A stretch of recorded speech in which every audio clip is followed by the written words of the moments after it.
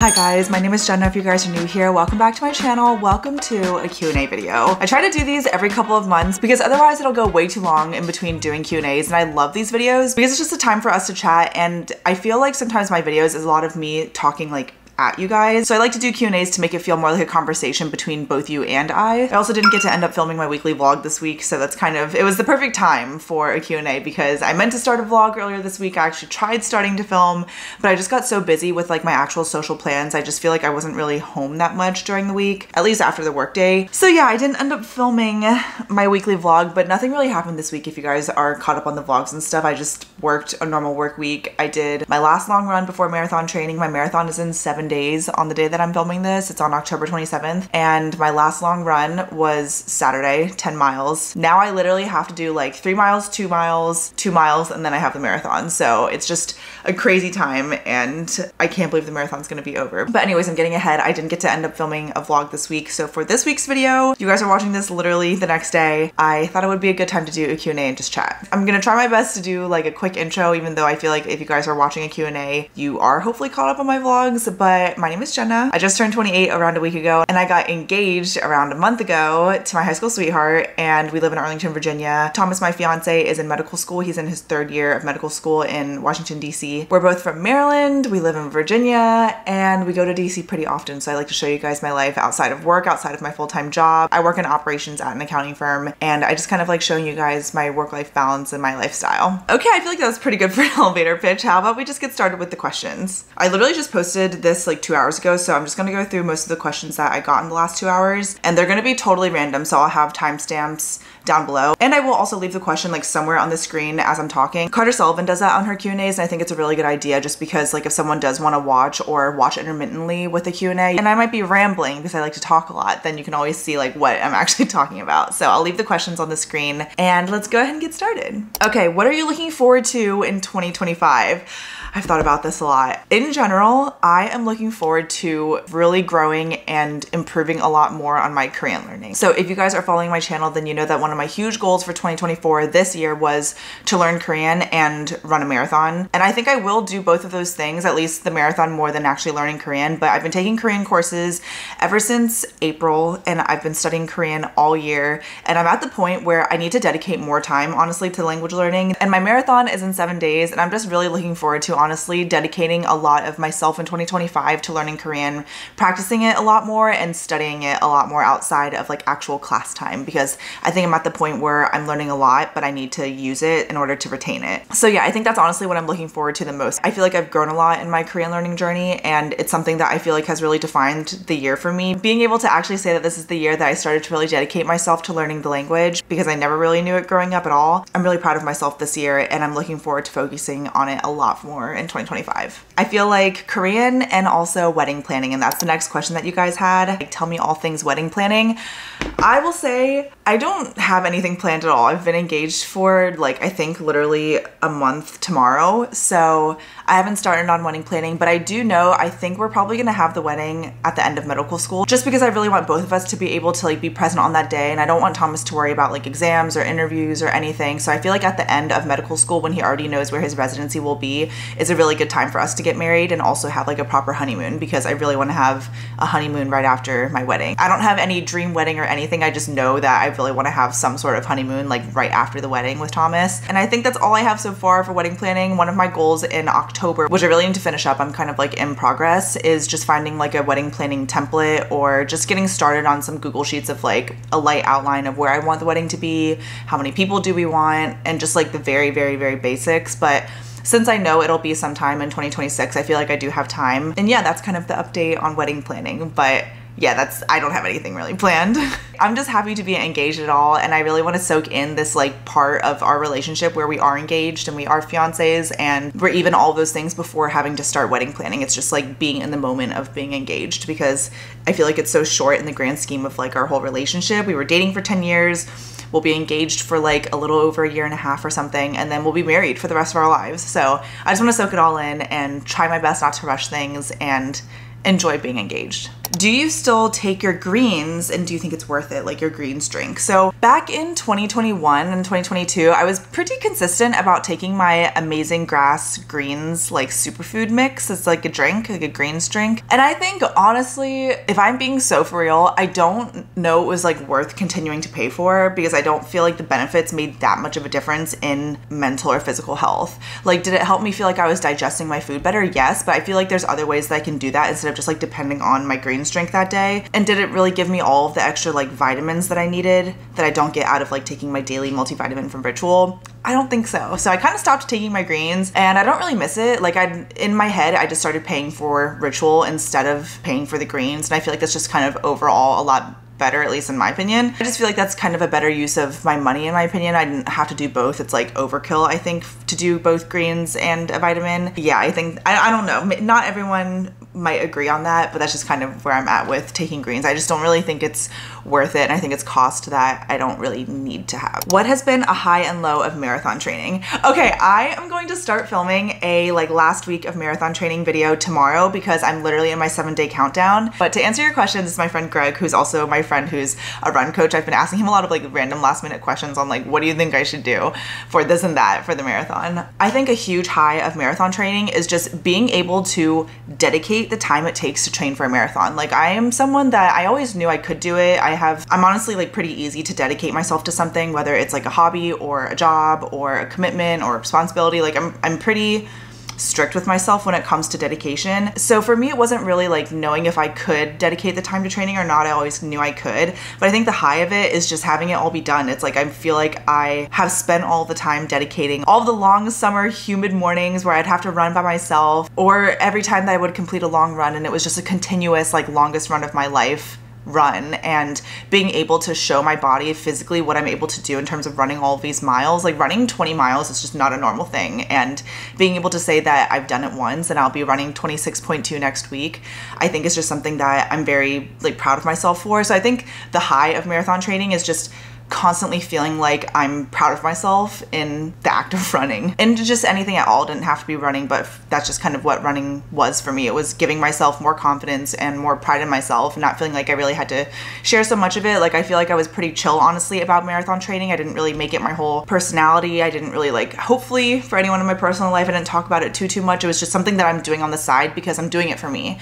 And I think that's also been another high of just knowing that I'm doing this for me and for literally no one else. It's just been like an amazing feeling, and it's been an amazing journey this year being able to train for a marathon. I would say I don't have like a full low of marathon training. It's really just those long runs or even short runs that don't feel good. It kind of like, it makes me question if I'm even capable of doing this. And I don't think that will ever go away. It's like for any sport that you play, if you have a bad day, it's like, oh my God, am I gonna do this? Am I capable of doing the race or the event or the game? Like, I used to play golf in high school, and if I would have like a bad swing when I knew I was good at golf, something like that, and you're like, geez, like, I don't know if I can do like the competition that I have coming up, or win if I'm playing against somebody. I feel like the mental game of running and sports in general, and honestly, those are the lows. I feel like that's what fuels the good days, and it kind of like reignites my dedication, even if it does kind of hurt me day of, where I'm like, that was a really hard run. I don't know if I can do the marathon, how was 5 miles hard and I'm supposed to run like 26. I think those lows are ultimately what made me a lot stronger, hopefully, on marathon day. I'll say that those lows like really fueled me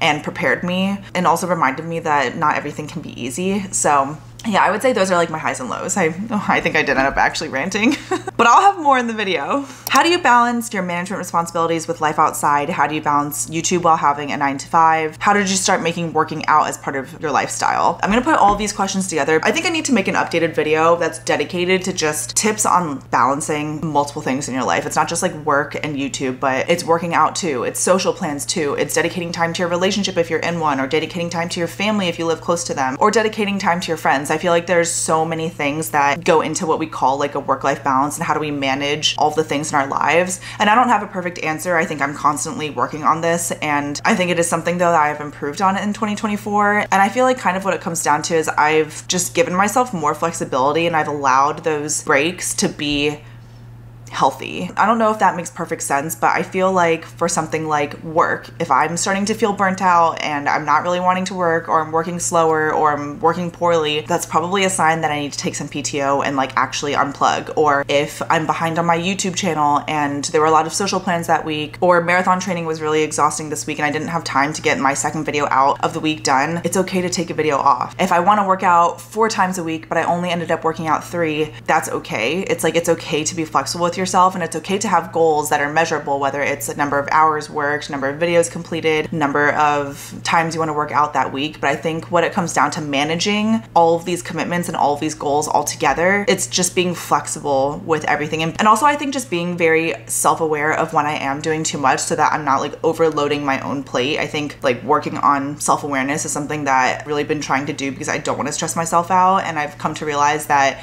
if I feel like I'm not managing X, Y, and Z well in my life, it's because I'm not managing it. So it's like, where can I put the work in to myself internally to feel like the things in my life are more manageable? And I feel like that comes a lot with my own self-awareness and just being okay and like accepting flexibility in my life. And I talked about this in my birthday vlog, but that's something that I think I've worked on really well this year, just being more flexible with myself and allowing myself more balance, because balance is what will help me manage everything in life. And we can't actually balance everything at 100% because we're not perfect. And so yeah, that's what I would say for managing responsibilities, managing working out. How do you stay balanced with YouTube and 9-to-5 life? I feel like I get this question every single time I do a Q&A, and that really just shows that it's something that we're always constantly struggling with, like no matter what time of year, no matter how old we are or how long we've been doing YouTube and working and stuff. I think for me this year, what I've come to learn is that I need to be more self-aware with myself, and I need to actually accept flexibility. Do you have a song that you've liked more after listening to it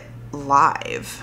I don't know. I think honestly, I listen to a lot of music live just because I love good singers, and so I love listening to like singers sing their songs live, or just hear anyone sing anything live. Like if I come across a cover on my TikTok, I will watch the whole thing because like they're usually really good at singing. But I would say lately, I don't think I have a song that I like more because I listened to it live. Maybe Olivia Rodrigo. I used to not really love her music that much, but once I started listening to her perform, I was like, wow, you're so talented. And I think also watching a song live makes me like hyper focus on the lyrics too, because you can see like the emotion of the person singing with the words. So I don't know, I don't have a direct answer for this, but I feel like overall Olivia Rodrigo and Sabrina Carpenter and Ariana Grande are just singers that I'm constantly listening to their live performances because I'm like, you're so good at singing. Favorite markers for your doodle planner? Tombow brush pens, zebra mild liners, and then my sister actually told me of she uses for her doodle planner, because I forgot that I even got one for her last year and she's been using it all year. I wasn't sure if she was using it, but she told me that she got the 2025 doodle planner, which by the way, on the day that I'm filming this and the day that you guys are watching this, I'm still doing a giveaway. Make sure you follow me on Instagram to comment and enter the giveaway for a 2025 doodle planner if you're choosing. But she told me that she got these really nice coloring pens from Amazon that I think they're called Primrose. I'll link them and I'll put a picture right here so you guys can see them. But Tombow, Zebra, and that third one, I think it's Primrose or something. Curious on what training plan you followed for your marathon training and any favorite DC Virginia routes. To answer your first question, I used the Hal Higdon Marathon Novice 2 plan. He has all of these different plans and I just used the Novice 2 plan, and I followed it basically exactly to a T up until the 20-mile week because I got sick. So I had to modify the last 2 weeks of marathon training so that I could properly taper, but I still did that 20-mile week just 2 weeks out instead of 3. So yeah, that was my marathon training plan. And then in terms of my favorite routes, I would say I have a lot. Going around Georgetown to the Kennedy Center, and then it'll take you straight to the Lincoln, and then you can go around the monuments. That's like my favorite route that I think a lot of people do. For trails, Mount Vernon Trail, C&O Canal Trail, Rock Creek, WNOD Trail in Arlington, Bluemont Junction Trail that goes into the WNOD Trail, and then just also like running along like wherever you live, whether it's in DC or Arlington or like somewhere in your hometown. I would also just oftentimes run around my neighborhood and run around like neighboring neighborhoods too. So I would say those are my favorite routes. How do you avoid burnout? Sometimes I struggle with energy levels and motivation.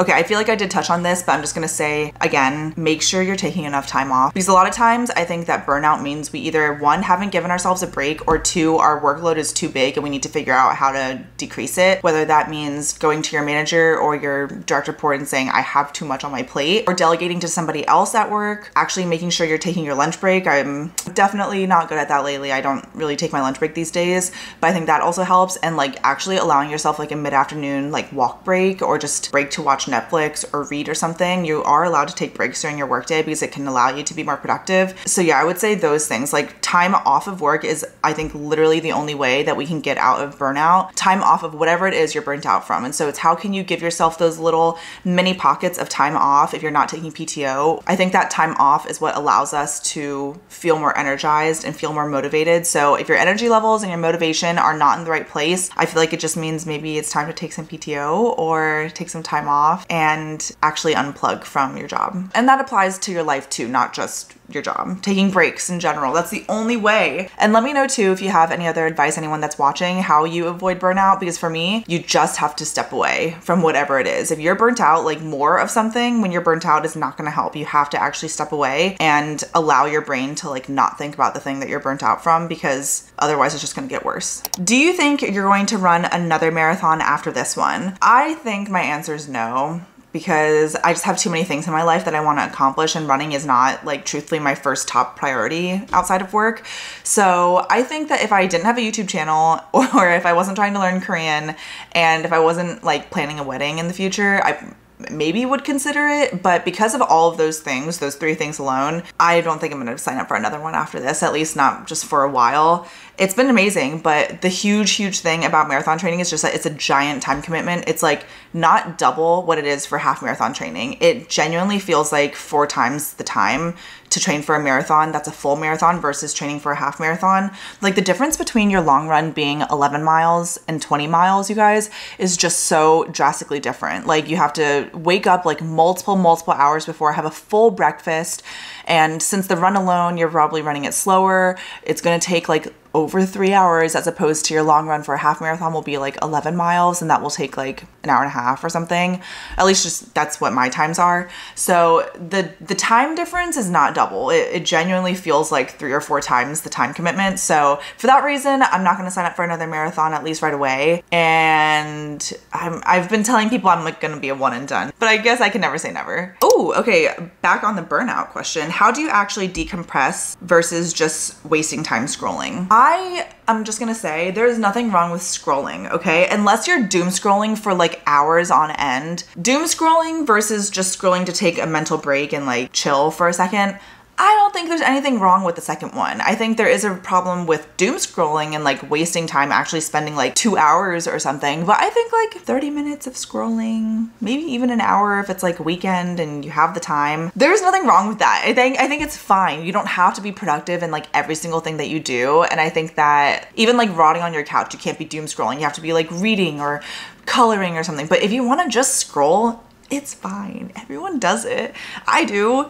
And you can still get things done if you're scrolling. So I think that as long as you're mindful about not scrolling for too long, I'm just gonna say it's okay to scroll. It actually helps me decompress. Also, I think that running for me is something that I love to decompress with, because for me, running is like something I like to do alone mainly. I like to run with run clubs sometimes, but I've come to learn that I just like running by myself. And obviously, you know, I need to be more safe because of that. So I'm very alert. But because I'm like alert of my surroundings, I'm really only thinking about running and what's around me, that it allows me to not think about anything else. Does that make sense? Like it's like going to a workout class where you don't have to worry about the workout. You just show up, like disassociate. And that's kind of the thing I've been saying. You just disassociate because you don't need to think about anything else. So I think that's why I really enjoy running too as a hobby. It kind of feels like decompressing time, even though you're like exerting energy and exercising. It just allows me to not think about what I have to do after or what I need to do before or my XYZ responsibilities. It's just kind of nice. So I think exercise overall, to answer your question, is a good way to decompress, or scroll for a little, you know, it's fine. Okay, some 2024 favorites. I have no clue. I'm gonna have to think about this. So I'm gonna table this question and I'm gonna make a video towards the end of the year anyways for my 2024 favorites. So stay tuned for that. I'm not gonna answer this question today because I need to think about it. I think one of my 2024 favorites is Coco Kind. I got this merch rugby shirt and it's so cute. I'm obsessed with it. And I think Coco Kind is a brand that I will always, always, always love. And I feel like it's also a very universal brand. So I would say that Coco Kind is a 2024 favorite for the sake of answering this question, but I'll have a whole video towards the end of the year on all of my favorites, and not just like products, but also things and shows and stuff. How do you manage eye fatigue or stress from work and editing? I personally feel like I don't have much eye fatigue, if I'm being honest. So I'm not exactly sure. I think I have dry eyes. So I don't know. I'm sorry, I don't have an answer to this one. Oh, I would say try not to edit or be in the computer in like a dark room. I feel like that's actually straining to your eyes. But I would say if you're experiencing eye fatigue or stress, I would just go to your doctor and ask about it, because I feel like I don't experience it too much. Or if anyone else has experienced it that's watching this video and you have some tips, leave them in the comments below. But I would say if you're having like eye fatigue or stress and maybe you're like getting headaches and stuff, I would just go see a doctor. What is your top relationship advice? Top? I am not one to be giving like, you know, universal relationship advice or anything. I'll just speak to my own relationship, and if maybe it resonates with anyone, then that's awesome. But I definitely recognize I don't have like a perfect relationship or anything. But I would say my top relationship advice is, or at least one of them, is to always respect each other. I think that's the first and foremost thing, and that you have to actually like each other. Like, you can love someone, but if you don't respect them, then you're not like displaying the form of love that I think you would want.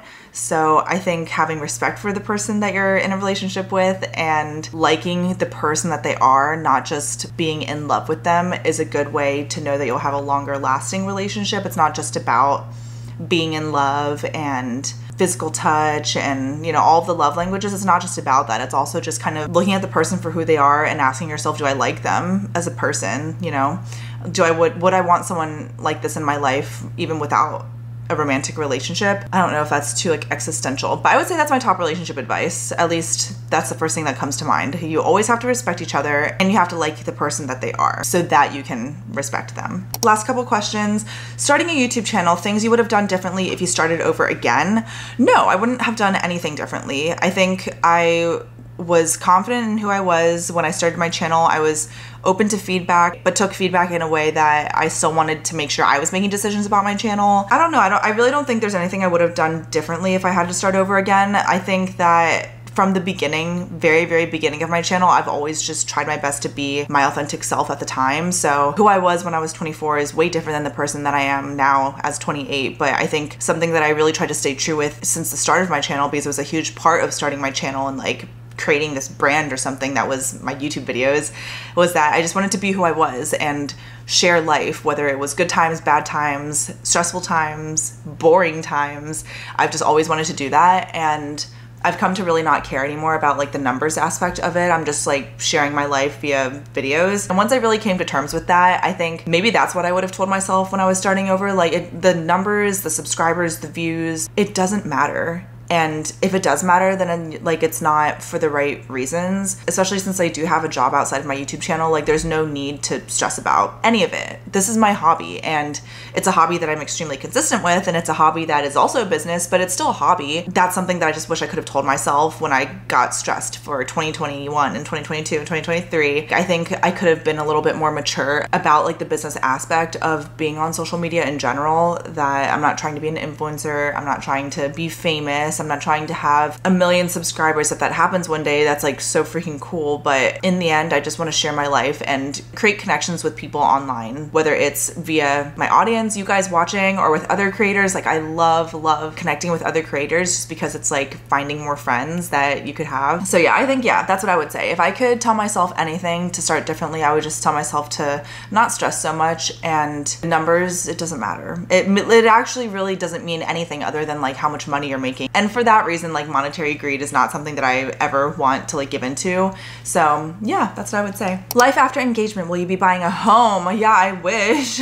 Me and Thomas definitely want to buy a home, but with just the overall logistics of being in medical school and residency programs, residency will probably be around 5 years. And there is a possibility that we won't be in DC, Maryland, or Virginia for residency. It's literally like a algorithmic match process for residencies and medical students. So for that reason, I just don't want to buy something this year to possibly move and like rent or sell and go through the whole process. Like I feel like the whole process of buying a house or selling a house beginning to end could be like multiple months. And if I don't have that much time left until the end of medical school anyways, I think I'm just going to continue saving until the end of medical school, which is 2026. Then I can look into getting a house. And then we can look into where residency will be. And if it is here, we'll buy a house around here. And if it's not here, maybe we'll buy a house around wherever residency is. Because if we do have 5 years, I do want to start on a mortgage. We're definitely like ready to be in a house. It's just that with the logistics of med school and stuff, I just want to be a little smart about it. Potential for another meet and greet. I don't have any plans for that anytime soon, but let me know if you guys are interested. Maybe we could have like a journaling meetup or something in Arlington, and we could all bring our doodle planners or our journals or our regular planners and just like hang out. So let me know if that's something you guys would be interested in, but I don't have any plans for anything as of right now. Very last question, tips for making new friends. I would say look to your hobbies. Like what are your hobbies outside of work? And if you don't have any hobbies, it's like a good time to explore new hobbies. Because think back to like when you were a kid in elementary school, how did you make your friends? You would either go up to them and ask like, do you want to be friends? Or they would also be like coloring at the table that you're coloring at, and then you get to talk just because you're sitting next to each other doing the same thing. I think that stays true even as an adult. It's just a matter of like what do you like to do in your pastime, and do those things include other people? And I think they do, no matter what it is. Even if you like to play games by yourself, like video games, you can meet people on Discord. If you like to make YouTube videos like me, and it's a pretty like individual process of making videos, you can connect with other creators and make friends that way. That's something that I've really enjoyed doing since I've started making YouTube videos. Or if you like running, you know, I'm not even gonna get started on run clubs, but that's such an easy way to meet new people. I think you can look to your hobbies, and you can also just put yourself out there more, like say yes to more things, and don't be afraid to go up to someone and like compliment something that you like about their outfit or something, and just kind of start a conversation with them. It's like dating. Dating with like friends is like so incredibly hard, but I think that we just have to put ourselves out there more and allow ourselves to try to actually make new friends. Instead of just wishing that we had friends, maybe it's time to actually like go out and try to actually make new friends with your actions. So I would say those are my tips. Look to your hobbies and put yourself out there more. Okay, and those are all of the questions for this Q&A. I hope you guys enjoyed this video. I'm gonna start a vlog. I'm actually really mad at myself because I told myself I would vlog weekly, and it just did not end up happening last week. So you didn't miss anything though. I already gave you guys my weekly update of nothing, just my very routine life. So I will start a new video for marathon training this week, and then the marathon is on Sunday. If you guys are gonna be in the DC area, let me know. And I'll also put my bib number here if you guys do want to track me on like the app, or if you're going to be in DC or something. That's my bib. I'm going to be running my first marathon ever. And yeah, I think that's everything. Make sure you're subscribed if you're not already. I post new videos twice a week in 2024. I love you guys so much. Thank you so much for watching. I'll see you guys in my next video, but until then, miss you already.